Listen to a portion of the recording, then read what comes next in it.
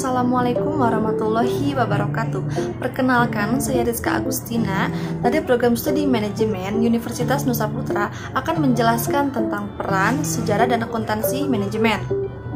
Akuntansi manajemen merupakan salah satu bidang ilmu akuntansi yang memberikan informasi keuangan kepada pihak internal suatu entitas dalam sebuah pengambilan keputusan.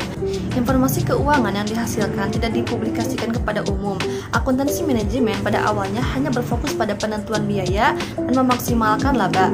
Namun seiring dengan perkembangannya, akuntansi manajemen dituntut untuk melakukan berbagai penyesuaian terhadap praktik dalam bisnis. Sejarah singkat akuntansi manajemen.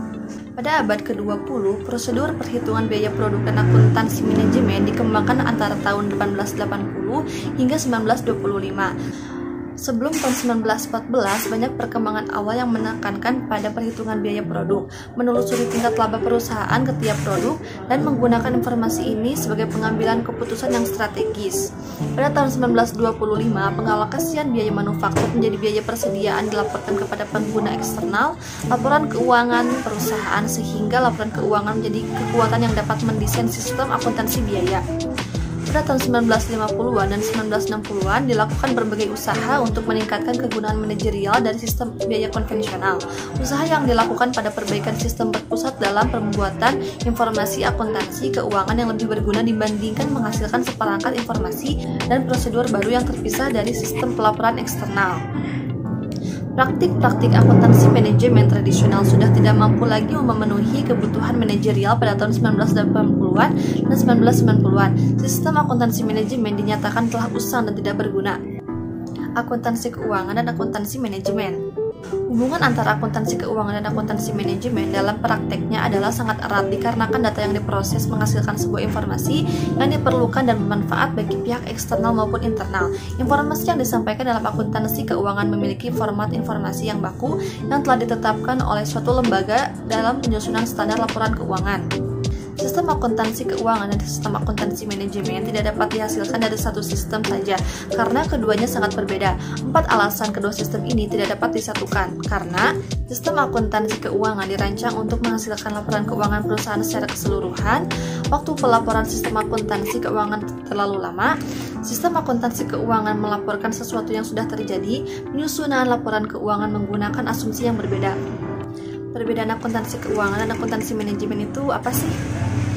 Dilihat dari pengguna, akuntansi keuangan itu pihak eksternal seperti pemegang saham, kreditur, dan lembaga pemerintah. Akuntansi manajemen itu pihak internal seperti direktur, manajer, dan sifat internal dalam merencanakan, mengendalikan, dan membuat keputusan.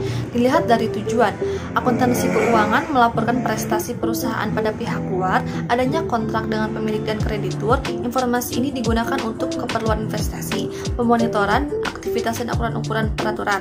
Akuntansi manajemen melaporkan pada atasan apa yang telah dilakukan bawahan, umpan balik, dan pengendalian atas kinerja pelaksana. Dilihat dari orientasi waktu, akuntansi keuangan, informasi berorientasi masa lalu atau historis. Akuntansi manajemen, informasi sekarang dan berorientasi masa depan. Dilihat dari bentuk informasi, akuntansi keuangan yaitu informasi keuangan, akuntansi manajemen, informasi keuangan dan non-keuangan, informasi perhitungan fisik dan operasional, profitabilitas masing-masing produk, kinerja tiap-tiap departemen, supplier, pelanggan, dan pesaing. Dilihat dari pembatasan pada input dan proses, akuntansi keuangan, adanya prosedur akuntansi yang harus diikuti untuk pelaporan keuangan sehingga input dan proses harus mengikuti metode yang ditetapkan atau di Indonesia terkenal dengan aturan dari Bapepam dan IAI.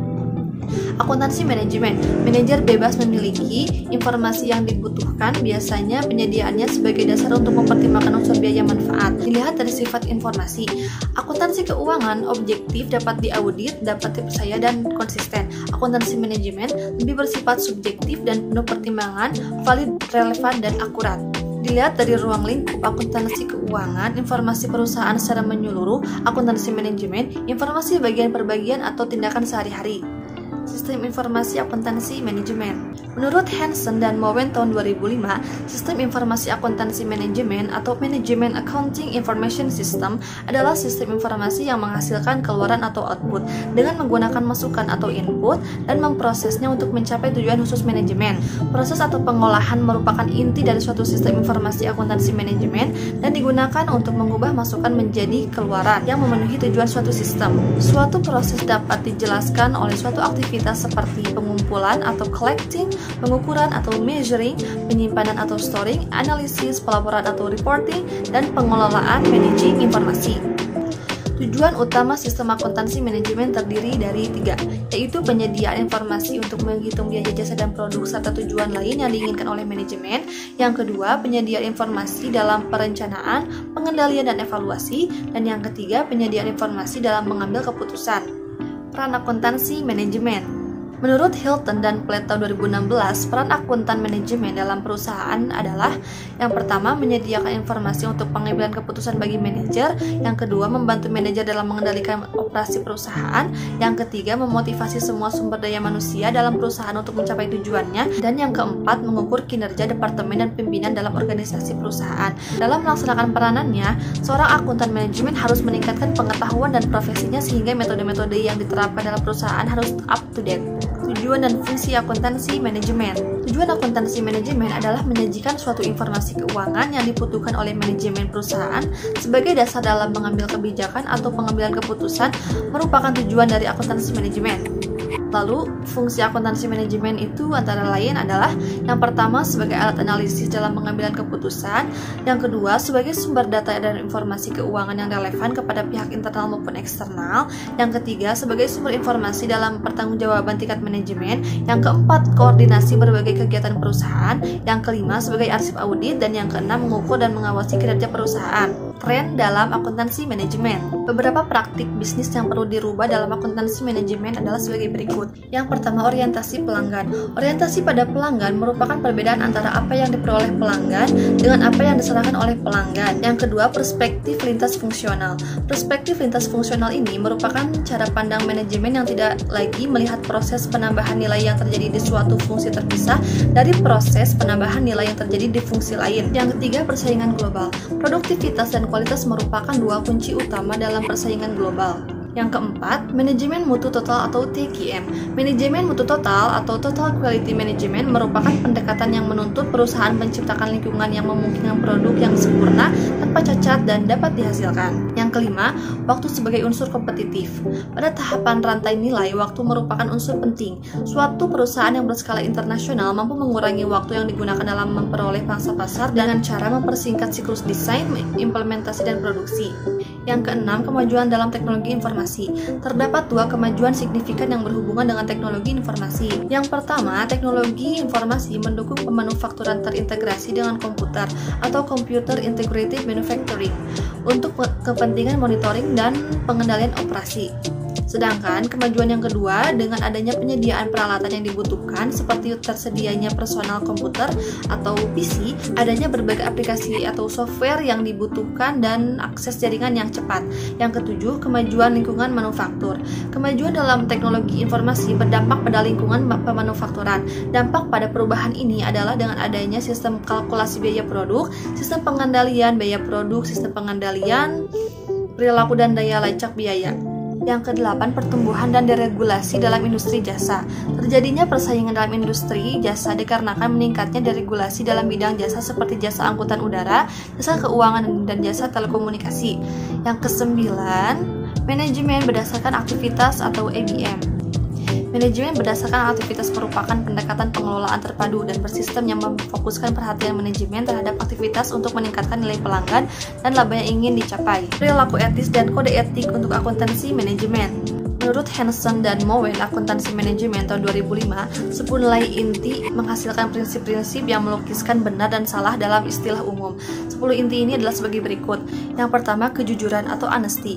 Yang kedua, integritas atau integrity. Yang ketiga, memegang janji atau promise keeping. Yang keempat, kesetiaan atau fidelity. Yang kelima, keadilan atau fairness. Yang keenam, kepedulian terhadap sesama atau caring for others. Yang ketujuh, penghargaan kepada orang lain atau respect for others. Yang kedelapan, kewarganegaraan yang bertanggung jawab atau responsible citizenship. Yang kesembilan, pencapaian kesempurnaan atau pursuit of excellence. Yang kesepuluh, akuntabilitas atau accountability. Adapun prinsip dasar etika untuk akuntan yang tercantum di dalam Indonesia 2020 terdiri dari 5 prinsip, yaitu yang pertama, integritas, bersikap tugas dan jujur dalam semua hubungan profesional dan bisnis. Yang kedua, objektivitas, tidak mengompromikan pertimbangan profesional atau bisnis karena adanya bias, benturan kepentingan atau pengaruh yang tidak semestinya dari pihak lain. Yang ketiga, kompetensi dan kehati-hatian profesional, seperti mencapai dan mempertahankan pengetahuan dan keahlian profesional pada level yang disyaratkan untuk memastikan bahwa klien atau organisasi tempatnya bekerja memperoleh jasa profesional yang kompeten berdasarkan standar profesional dan standar teknis terkini serta ketentuan peraturan-peraturan perundang-undangan yang berlaku. Yang kedua, bertindak sungguh-sungguh dan sesuai dengan standar profesional dan standar teknis yang berlaku. Yang keempat, kerahasiaan, menjaga kerahasiaan informasi yang diperoleh dari hasil hubungan profesional dan bisnis. Yang kelima, perilaku profesional, mematuhi peraturan perundang-undangan yang berlaku dan menghindari perilaku apapun yang diketahui oleh akuntan akan mendiskreditkan profesi akuntan. Sertifikasi akuntansi manajemen. Yang pertama, sertifikat akuntan manajemen, Certified Management Accountant atau CMA. Certified Management Accountant disponsori oleh Institute of Management Accountants atau IMA pada tahun 1974. Sertifikasi ini dirancang secara khusus untuk para akuntan manajemen. Tujuan utama CMA adalah menjadikan akuntansi manajemen sebagai disiplin ilmu yang diakui, profesional dan terpisah dari profesi akuntan publik. Yang kedua, akuntan publik bersertifikat, Certified Public Accountant atau CPA. Sertifikat CPA merupakan sertifikasi tertua yang paling dikenal dalam akuntansi. Di Indonesia, Institut Akuntan Publik Indonesia atau IAPI merupakan penyelenggara program pengembangan profesi bagi akuntan publik atau CPA. Yang ketiga, auditor internal bersertifikat atau Certified Internal Auditor atau CIA. Sertifikat lain yang tersedia untuk akuntan internal adalah CIA. Faktor pendorong adanya sertifikasi ini pada tahun 1974 adalah sama dengan penyebab munculnya CMA. Pemeriksaan internal berbeda dengan pemeriksaan eksternal dan akuntansi manajemen, serta banyak auditor internal merasa membutuhkan suatu sertifikasi khusus. Seorang auditor internal bersertifikasi telah lulus ujian komprehensif yang didesain untuk memastikan kompetensi teknis dan memiliki pengalaman pekerjaan 2 tahun. Di Indonesia, akuntan berdasarkan lingkup pekerjaannya terdiri dari CPMA atau Certified Professional Management, BAP atau bersertifikat akuntan publik, Certified PSAK atau pernyataan standar akuntansi keuangan, dan SAS sertifikasi akuntansi syariah. Sekian penjelasan dari saya mengenai peran, sejarah, dan tujuan akuntansi manajemen. Mohon maaf apabila ada kesalahan. Wabillahi taufiq wal hidayah. Wassalamualaikum warahmatullahi wabarakatuh.